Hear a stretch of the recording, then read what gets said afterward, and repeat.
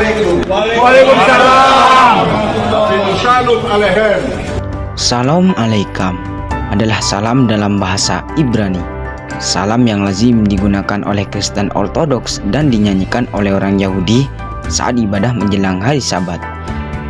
Mengagetkan karena yang mengucapkan salam ini adalah Panji Gumilang, pemimpin pondok pesantren Al-Zaitun yang notabene adalah pondok pesantren bernuansa Islam.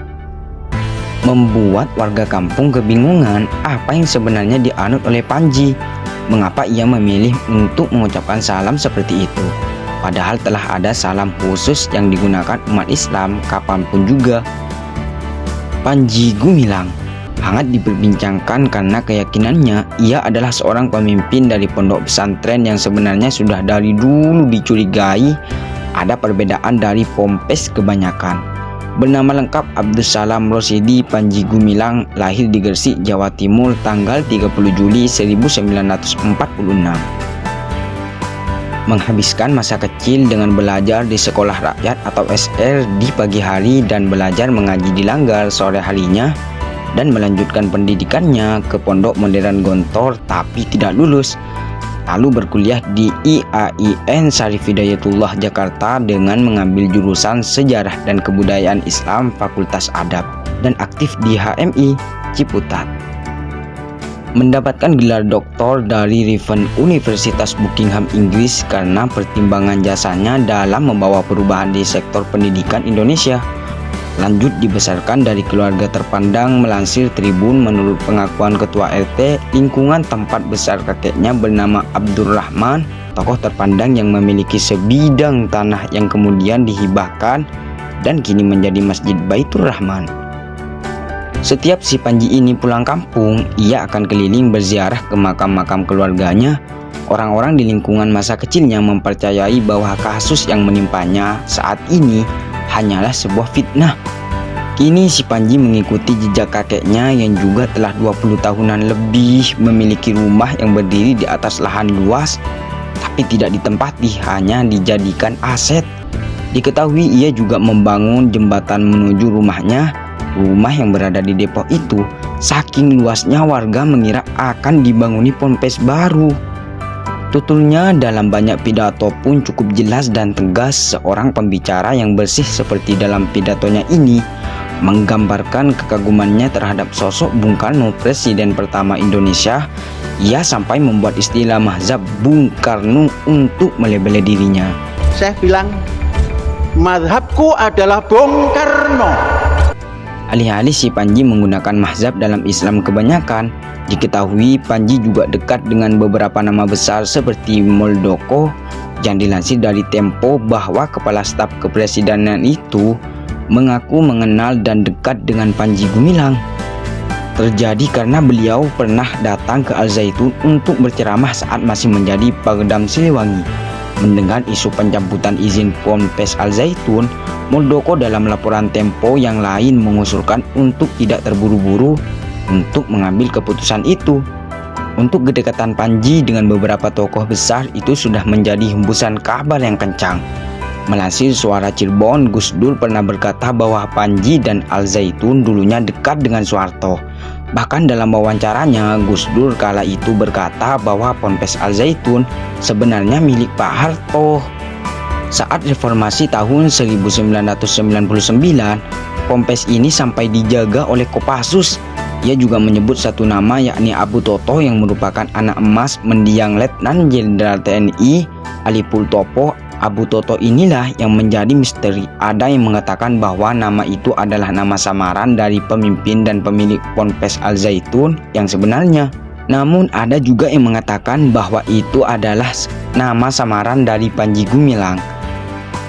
Pembangunan Ponpes Al-Zaitun terjadi pada 13 Agustus 1996, berdiri di atas tanah seluas 1.200 hektar di Desa Mekarjaya, Kecamatan Gantar, Kabupaten Indramayu, di mana pesantren ini berada di bawah naungan Yayasan Pesantren Indonesia (IDI). Pembangunannya sendiri sudah muncul sejak 1 Juni 1993 saat Hari Raya Idul Adha 1413 Hijriah berangkat dari keinginan untuk membangun akidah para santri lewat pendidikan, Pembangunannya ini pun menjadi pelopor pendiri pesantren lain di wilayah Jawa Barat. Berbicara tentang Idul Adha, pada Hari Raya Kurban tahun 2023 viral video sholat Idul Adha dari pengikut dan santri Al-Zaitun yang tak lazim, di mana saf jemaah berjarak 1 meter antara perempuan dan laki-laki, dan perempuanlah yang berada di depan.